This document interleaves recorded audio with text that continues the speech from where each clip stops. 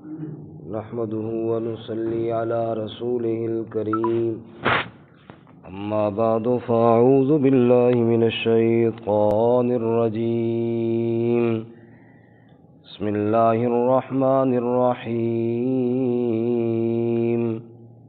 يا أيها الذين آمنوا إنما الخمر والميسر والأنصاب والأزلام رجس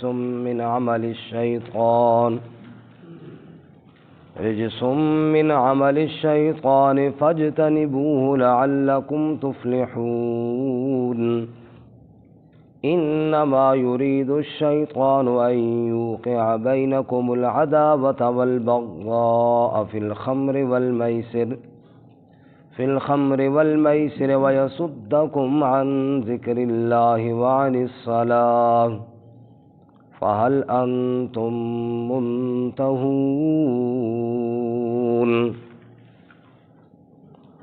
يا أيها الذين آمنوا اے ایمان والو انما الخمر والمیسر بے شک شراب اور جوا والانصاب اور بتوں کی عبادت والازلام اور تیروں کے ساتھ تقسیم رجس من عمل الشیطان یہ گندگی ہے شیطان کے اعمال میں سے فاجتنبوہ لعلکم تفلحون سو اجتناب کرو اس سے تاکہ تم فلاح پا جاؤ انما یرید الشیطان ان یوقع بینکم العداوة والبغضاء فی الخمر والمیسر بے شک شیطان ہی ارادہ رکھتا ہے کہ ڈال دے تمہارے درمیان عداوت اور بغض شراب اور جوئے میں وَيَصُدَّكُمْ عَن ذِكْرِ اللَّهِ اور روکتا ہے تمہیں اللہ کی یاد سے وعن الصلاة اور نماز سے فَهَلْ أَنْتُمْ مُنْتَهُونَ پس کیا تم باز آنے والے ہو سبحان ربک رب العزت عما یصفون سلام علی المرسلین والحمد للہ رب العالمین اللهم صل على محمد وعلى آل محمد كما صليت على إبراهيم وعلى آل إبراهيم إنك حميد مجيد اللهم بارك على محمد وعلى آل محمد كما باركت على إبراهيم وعلى آل إبراهيم إنك حميد مجيد معزز سامعین سورۃ المائدہ کا 12واں رکوع آیت نمبر 90 اور 91 آپ کے سامنے تلاوت کی ہیں۔ رب العالمین ان کے مطابق صحیح بیان کی توفیق عطا فرمائے آمین اور ہمیں قرآن و سنت پر عمل کرنے کی توفیق عطا فرمائے آمین۔ چونکہ اس مقام پر تحریمات اللہ اور تحریمات غیر اللہ کا بیان ہو رہا ہے کہ جو چیزیں اللہ تعالیٰ نے حرام کی ہیں ان سے اجتناب کرو، وہی حرام ہیں، اور جو غیر اللہ نے حرام کی ہیں ان کو حرام نہ سمجھو، وہ اللہ کی حلال کردہ ہیں، وہ حلال ہیں، کیونکہ حلت اور حرمت کا اختیار صرف اللہ کی ذات کو ہے۔ گزشتہ سبق میں ہم نے قسم اور اس کا کفارہ پڑھا تھا، چونکہ بعض دفعہ انسان قسم کھا لیتا ہے کہ اللہ کی حلال کردہ چیز کو نہ استعمال کرنے کی، تو ساتھ قسم کا کفارہ بیان ہوا۔ آج کے سبق میں اللہ کی حرام کردہ چیزوں کا بیان ہے، تحریمات اللہ۔ چنانچہ ارشاد فرمایا کہ شراب، جوا اور بتوں کی پوجا اور بتوں کے نام پر دی جانے والی چیزیں اور اسی طرح تیروں کے ساتھ تقسیم، ان سب چیزوں کو اللہ نے حرام کیا ہے، لہذا ان سے بچو، کیونکہ حرام وہی ہے جس کو اللہ نے حرام کیا ہے۔ علماء فرماتے ہیں، مفسرین فرماتے ہیں کہ شراب سے عقل ضائع ہوتی ہے، جوئے سے مال ضائع ہوتا ہے، اور بتوں کی پوجا سے ایمان ضائع ہوتا ہے، تیروں کے ساتھ تقسیم سے علم ضائع ہوتا ہے۔ اللہ تعالیٰ نے ایسی تمام چیزوں سے منع فرمایا ہے۔ اللہ ہمیں بچنے کی توفیق عطا فرمائے۔ چونکہ شراب ایک نشہ تھا، اس لیے اس کو یک بارگی منع نہیں کیا گیا۔ سورۃ البقرہ میں کہا گیا تھا یسألونک عن الخمر والمیسر قل فیہما اسم کبیر ومنافع للناس واسمہما اکبر من نفعہما، کہ لوگ آپ سے شراب اور جوئے کے بارے میں پوچھتے ہیں، تو اس کے اندر نقصان ہے، بڑا گناہ ہے، اور کچھ نفع بھی ہے، لیکن واسمہما اکبر من نفعہما، ان کا جو گناہ ہے وہ ان کے نفع سے بہت زیادہ بڑا ہے۔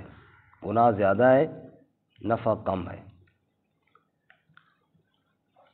نمبر 2، سورۃ النساء میں فرمایا یا ایھا الذین آمنوا لا تقربوا الصلاۃ وانتم سکارى، ایمان والو نشے کی حالت میں جب ہو تو نماز کے قریب نہ جاؤ، حتی تعلموا ما تقولون، جب تک تمہیں پتہ نہ چلے کہ تم کیا کہہ رہے ہو منہ سے، اس وقت تک نماز کے قریب نہ جاؤ۔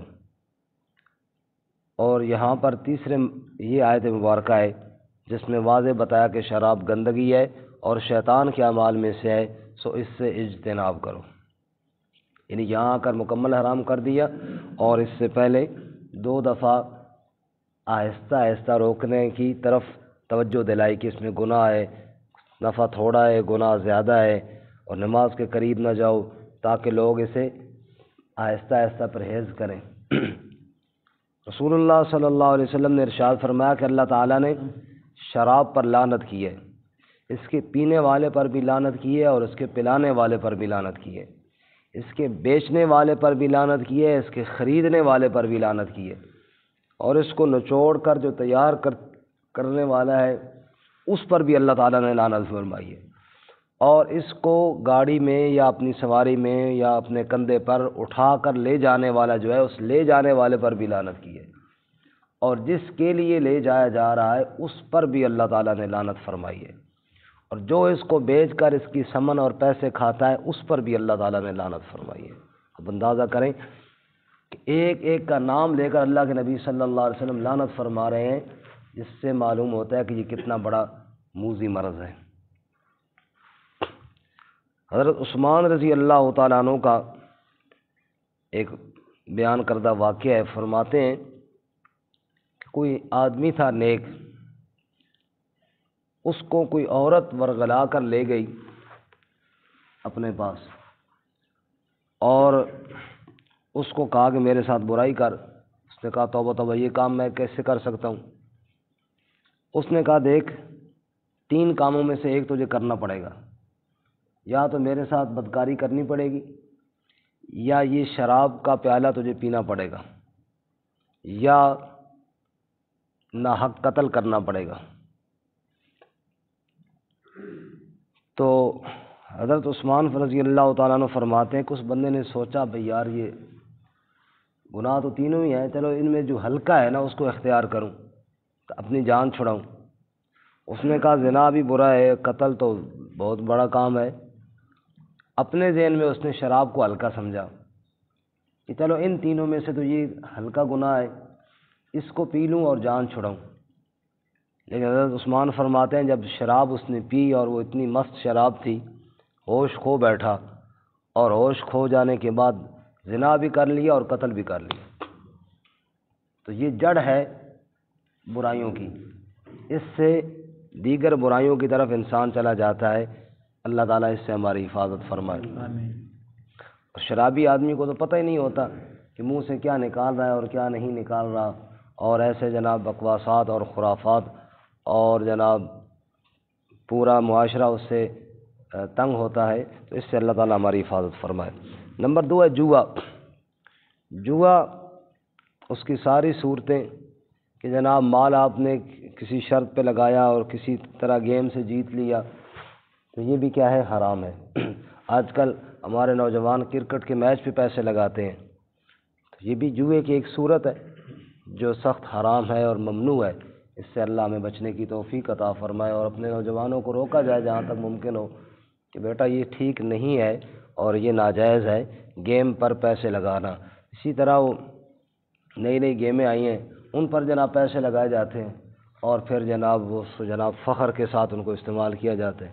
ایسی چیزوں سے اپنے آپ کو بچایا جائے، کیونکہ پیسہ یا ضائع ہوگا، پیسے کا ضیاع بھی حرام ہے، یا کسی کا مال آپ ہڑپ کریں گے تو وہ بھی حرام ہے۔ یعنی آپ جیت جائیں جوا تب بھی حرام ہے اور ہار جائیں تب بھی حرام ہے، دونوں صورتیں حرام ہیں اور کوئی صورت آپ کے لیے جائز نہیں ہے۔ ایک بندے نے مجھے کہا، لطیفے کی بات بھی ہے اور ہے بڑی دلچسپ، اس نے کہا جی میرا بیٹا آپ کے پاس آتا رہتا ہے اور آپ جانتے ہیں، تو اس کو تھوڑا سمجھائیں کہ وہ میرے ساتھ نا غصے کے ساتھ باتیں کرتا ہے، رکھا رکھا بولتا ہے۔ میں نے کہا یار بڑی تو اچھی بات نہیں ہے کہ والد کے ساتھ کوئی بچہ ایسی بات کرے، میں ضرور سمجھاؤں گا۔ میں نے اس کو بیٹے کو کہا یار تیرے بارے میں ایک شکایت آئی ہے کہ تو اپنے والد کے ساتھ کوئی بدتمیزی والی بات کرتا ہے۔ اس نے کہا استاد جی بات یہ ہے کہ والد میرا ہے نا، آپ نہیں جانتے اس کو۔ میں نے کہا کیوں، کیا مسئلہ ہے؟ انہوں نے کہا مسئلہ یہ ہے کہ جب میں تنخواہ لے کر آتا ہوں تو والد صاحب کہتے ہیں مجھے دے دو۔ والد صاحب کھیلتے ہیں جوا، والد صاحب کیا کرتے ہیں؟ جوا کھیلتے ہیں۔ وہ کہتا ہے اگر جوا جیت کے آئیں تو بندہ احترام کرے نا، وہ ہار کے آ جاتے ہیں جوا ہار کے آ جاتے ہیں۔ اب پچھلے مہینے کا قرضہ میرے سر ہے، اس مہینے پھر ہار کے آ گئے، اب جناب میں وہ قرضہ اتاروں یا یہ اتاروں، پھر کہتے ہیں مجھے دو، میں نے کہا نہیں دیتا، تو وہ شکایت لے کر آپ کے پاس آ گئے۔ اب بتاؤ کہ میں ساری تنخواہ دیتا رہوں اور وہ ہار کے آتے رہے، یہ ٹھیک ہے یا میں نہ دوں؟ میں نے کہا یار بات تو تیری بھی ٹھیک ہے کہ اس طرح تو نہیں کرنا چاہیے۔ انہوں نے کہا پوچھ لو، یہ کام نہ ہو تو باقی اس کے علاوہ میں نے کوئی بدتمیزی نہیں کی، تنخواہ نہیں دی اس دفعہ۔ میں نے کہا نہ، آپ ہار کے آ جاتے ہیں، کہتے جیت کے آئے کوئی پھر تو چلو بندہ ادب کرے، اب وہ ہار کے آ جاتے ہیں، اب کیا کرے بندہ؟ تو بھائی یہ جیت کے آئے تب بھی ٹھیک نہیں ہے، یہ ہار کے آئے تب بھی ٹھیک نہیں ہے۔ تو فرمایا میسر جوا جو ہے یہ حرام ہے۔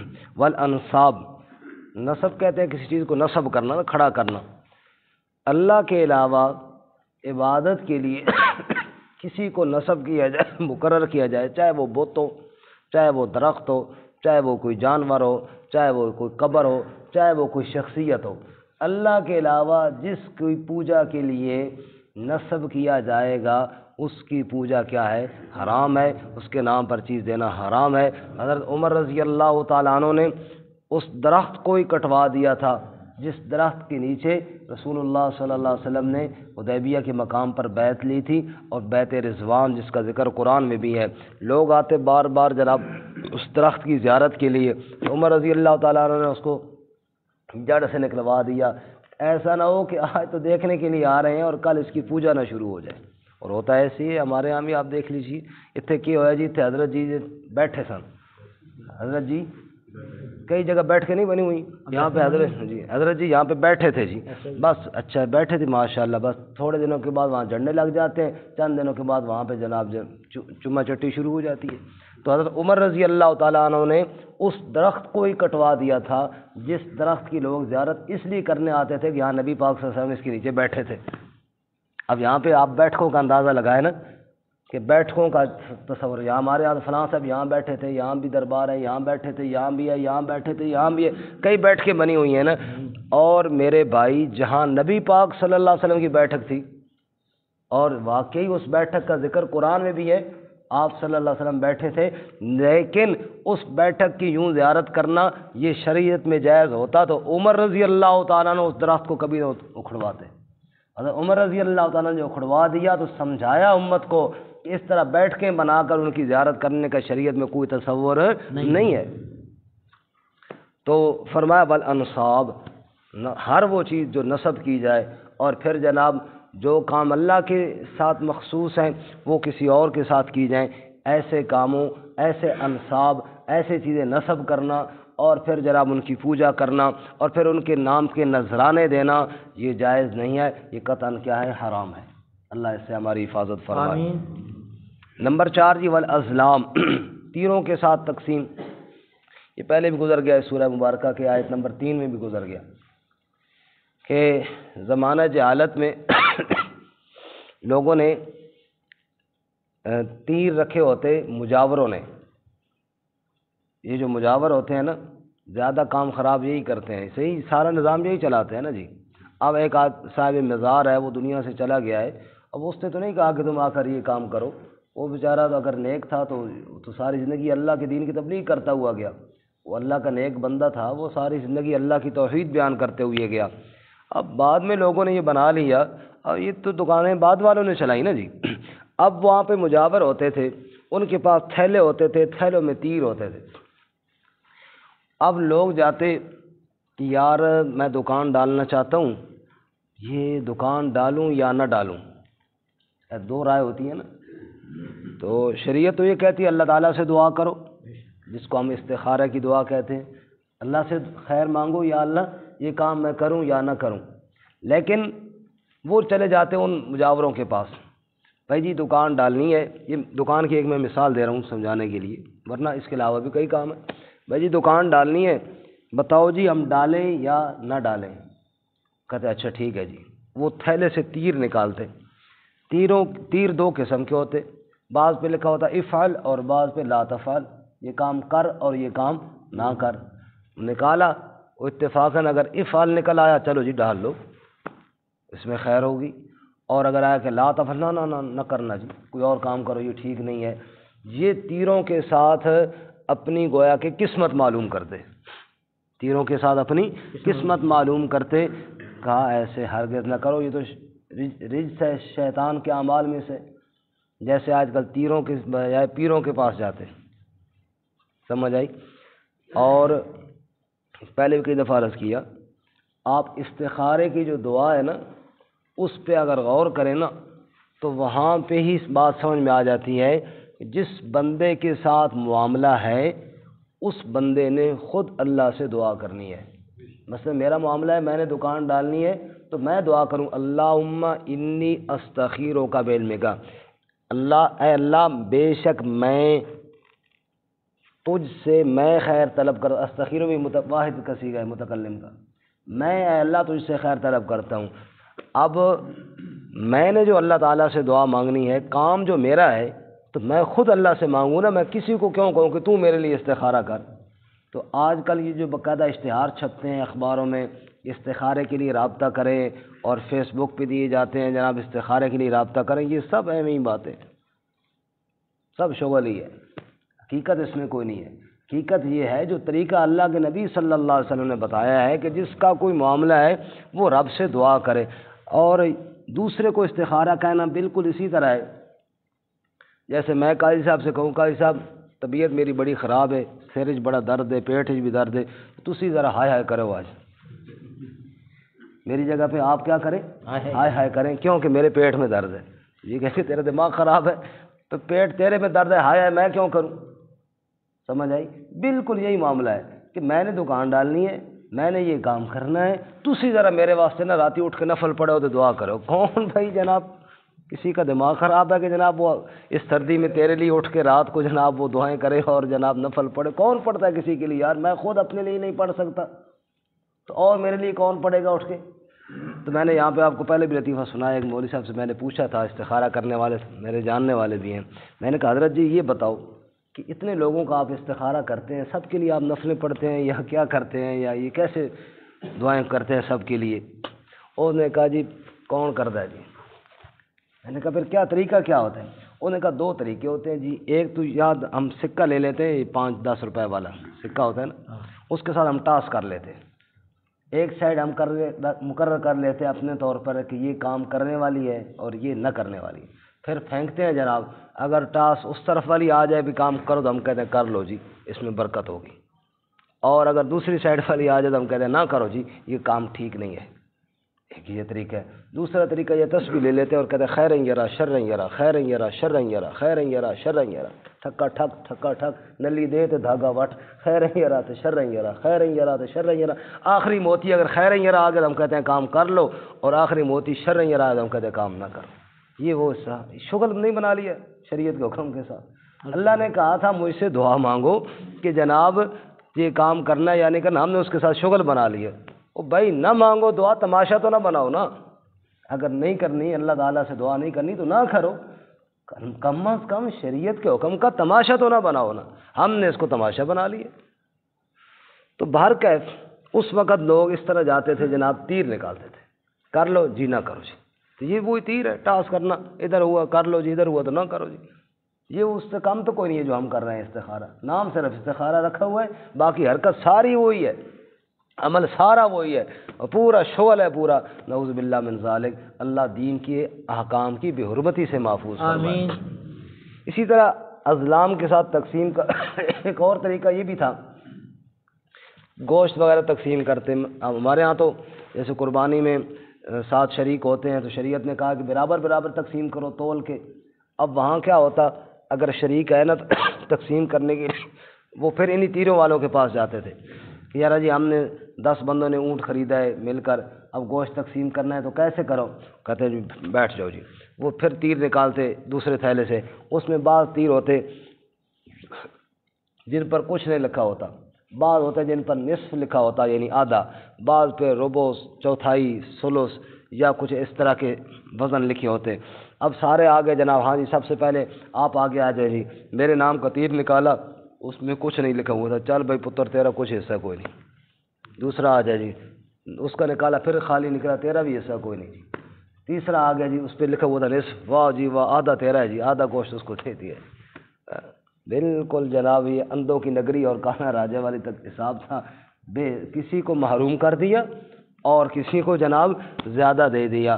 فرمایا یہ بھی کیا ہے، سب شیطانی اعمال ہیں، ان سے اجتناب کرو۔ جیسے ہمارا لاٹری شاٹری ہوتی ہے اس میں بھی یہی ہوتا ہے جناب، کسی کو زیادہ مل گیا اور کسی کو کچھ بھی نہ ملا، تو فرمایا یہ سب کیا ہے، رجس من عمل الشیطان، رجس ہے، گندگی ہے، من عمل الشیطان، شیطان کے اعمال میں سے ہے، کیونکہ پاکیزگی وہ ہے جو رحمان کے احکامات میں سے ہے، اور گندگی وہ ہے جو شیطان کے اعمال میں سے ہے۔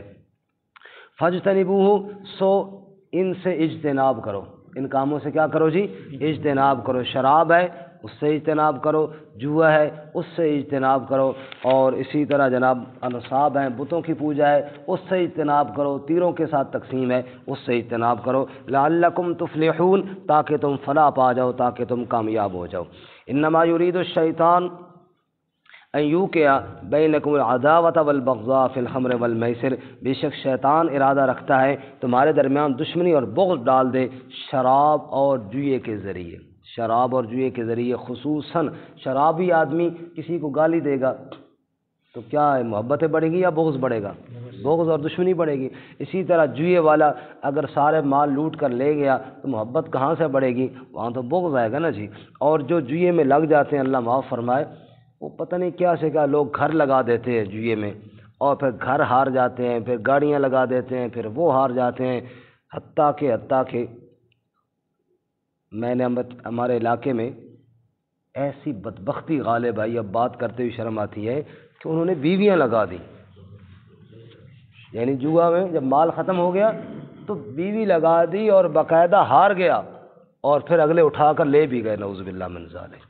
تو یہ اللہ تعالیٰ ایسی لعنت سے محفوظ فرمائے، اللہ تعالیٰ ایسی بے حیائی سے اور ایسی بے غیرتی سے حفاظت فرمائے۔ تو فرمایا کہ شیطان یہ چاہتا ہے ان یوقع بینکم العداوۃ والبغضاء فی الخمر والمیسر، شراب اور جوئے کے ذریعے دشمنی اور بغض تمہارے دلوں میں ڈالے، ویصدکم عن ذکر اللہ، اور شیطان تمہیں اللہ کی یاد سے روکنا چاہتا ہے، کیونکہ شیطان داخل ہوتا ہے غفلت کے دروازے سے۔ جب تم اللہ کی یاد سے غافل ہو جاؤ گے پھر شیطان خوب تمہارے اوپر حملہ کرنے میں آسانی محسوس کرے گا، اور اس کے لیے پھر کوئی مشکل نہیں ہوگی۔